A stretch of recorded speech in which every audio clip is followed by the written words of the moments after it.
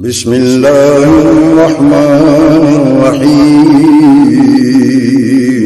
شروع اللہ کے نام سے جو بڑا مہربان نہایت رحم والا۔ اب طلباء کی تقاریر کا سلسلہ ہم شروع کرتے ہیں۔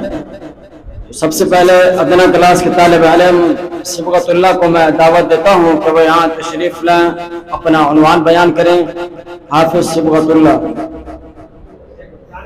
السلام علیکم ورحمۃ اللہ وبرکاتہ۔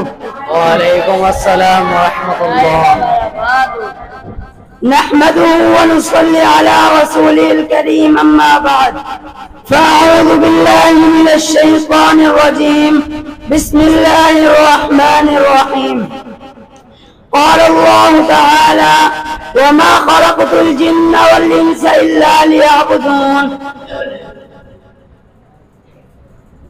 آج میں آپ کے سامنے جس عنوان پر گفتگو کرنا چاہتا ہوں وہ ہے بندوں پر اللہ تعالیٰ کا حق۔ سامعین محترم، اللہ تعالیٰ نے جنات اور انسانوں کو اس لیے پیدا کیا ہے کہ وہ ہماری عبادت کریں۔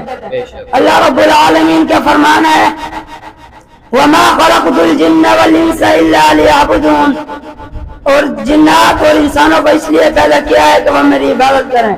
نبی صلی اللہ علیہ وسلم کا فرمان ہے: حق اللہ علی العباد ان یعبدوا ولا یشرکوا به شیئا۔ بندوں پر اللہ تعالیٰ کا حق یہ ہے کہ وہ اللہ تعالیٰ کی عبادت کریں، اللہ تعالیٰ کے ساتھ کسی کو شریک نہ کریں۔ عبادت ان تمام اقوال و افعال کا نام ہے جن میں اللہ تعالیٰ جن کو پسند فرماتا ہے، جیسے دعا، نماز، قربانی وغیرہ۔ اللہ رب العالمین کا فرمان ہے: قل ان صلاتي ونسكي ومحياي ومماتي لله رب العالمین۔